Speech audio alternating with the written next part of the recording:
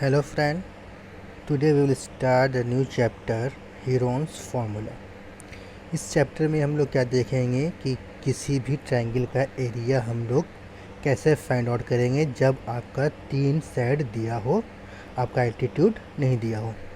तो अगर आपका एल्टीट्यूड दिया रहता है तो उस केस में हम लोग क्या करते हैं, फॉर्मूला क्या होता है, एरिया ऑफ ट्रायंगल होता है हाफ बेस इनटू हाइट। यहाँ पर एक चीज़ ध्यान देने वाला ये है कि अगर हम लोग बेस BC ले रहे हैं तो उसका करस्पॉन्डिंग हाइट होगा वो AD लेंगे, ना कि BE CF नहीं लेंगे। क्लियर है? यानी जो बेस लेते हैं उसके करस्पॉन्डिंग हाइट होता है। अगर हम लोग बेस BC ले रहे हैं तो हाइट AD हो जाएगा। अगर बेस AC ले रहे हैं दैट मीन्स ये AC है तो इसके करस्पॉन्डिंग हाइट कौन सा है, ये BE, तो ये BE हो जाएगा। अगर हम लोग बेस AB ले रहे हैं तो इसका करस्पॉन्डिंग हाइट क्या हो जाएगा, CF हो जाएगा। यानी कि हम मेरा ध्यान ये रखना है कि हाफ बेस इनटू हाइट में बेस के साथ जो आपका एल्टीट्यूड है वही एल्टीट्यूड लिया जाएगा, दूसरा नहीं। ओके, देखिए एरिया ऑफ ट्रायंगल हम लोग बाय हीरोन्स फॉर्मूला निकालना है। तो इन्होंने एक साइंटिस्ट थे जिनका नाम था हीरोन्स, उन्होंने दिया था।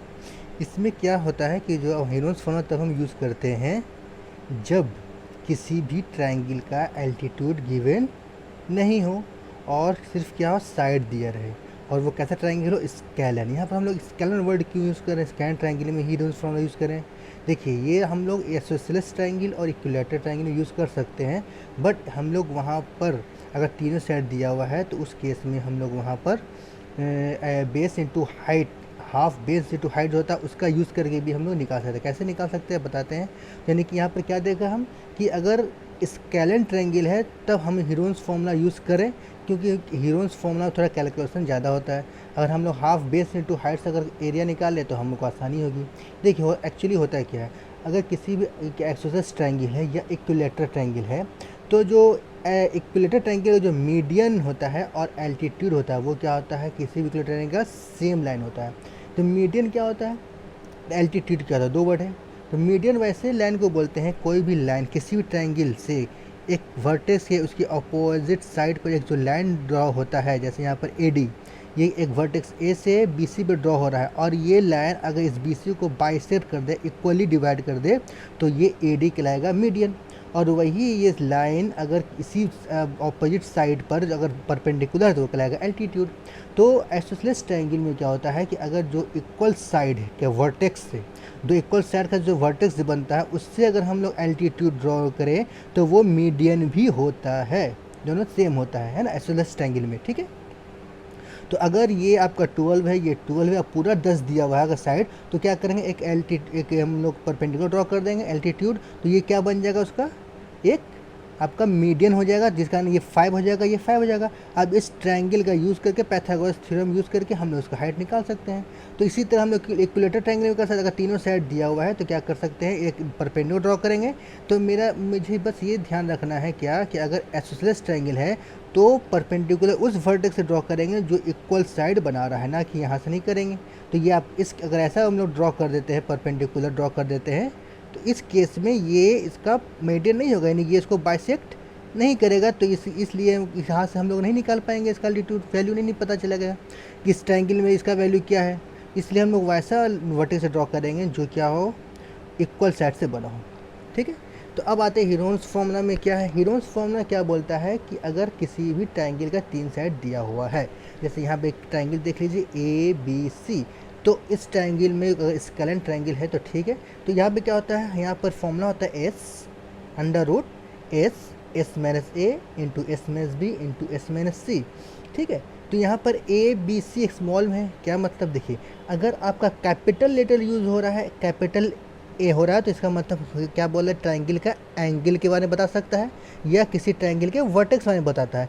लेकिन अगर स्मॉल लेटर यूज़ होता है तो वो क्या होता है, उसका साइड होता है। ओके, जैसे कि देखिए अब एक को किस साइड से जोड़ करेंगे, एक के लिए जैसे कि ये वर्टेक्स A है तो इसके सामने का साइड ये BC है, तो ये बन जाएगा मेरा स्मॉल है। इस कैपिटल B के सामने ये साइड AC है तो ये बन जाएगा स्मॉल B, और ये सामने C है तो ये स्मॉल C हो जाएगा। कहने का मतलब क्या हुआ कि जो BC है वो हो जाएगा A, AC है वो बन जाएगा B, और AB है वो बन जाएगा C। ठीक है, अब S क्या होता है, S को कहते हैं हम लोग सेमी पेरीमीटर। ठीक है, इससे क्या बोलते हैं हम लोग, सेमी पेरीमीटर। अब देखिए पेरीमीटर क्या है, पेरीमीटर मतलब सम ऑफ ऑल साइड, यानी कि अगर P निकालना है तो क्या हो जाएगा A plus B plus C, पता है A क्या होता है, side A B, side B C, side C A, है ना, ए बी बी सी सी ए को ऐड करेंगे तो ये मेरा पैरामीटर मिल जाएगा, इसका सेम ही मतलब आधा, तो यानी क्या ए बी सी का बाई 2 कर दिया तो एस निकल जाएगा, यानी कि जो एस होता है वो क्या होता है, पेरीमीटर का हाफ होता है। ठीक है, तो अब यहाँ वैल्यू पुट कर देखिए कैसे बनाते हैं, एक क्वेश्चन हम बता देते हैं कैसे। जैसे देखिए एक क्वेश्चन है मेरा, एक ट्रायंगल है ए बी सी जिसका साइड दिया हुआ है 32, 24 और 40। तो क्या करेंगे हम, सबसे पहले यहाँ गिवन लिख लेंगे क्या क्या दिया हुआ है। सबसे पहले ए के सामने ये हो गया बी सी, तो ये बन गया 40, तो ए क्या हो गया मेरा 40। देखिए इसके सामने ये है बी 24, तो बी हो गया 24, इस सी के सामने है 32, तो सी हो गया 32। ओके, अब निकाल लेना है हम लोगों को एस, सेमी पेरीमीटर। एस क्या होता है, A plus B plus C by 2, that means 40 plus 24 plus 32 by 2, तो 96 बाई 2 यानी 48। एस क्या आ गया मेरा 48। ओके,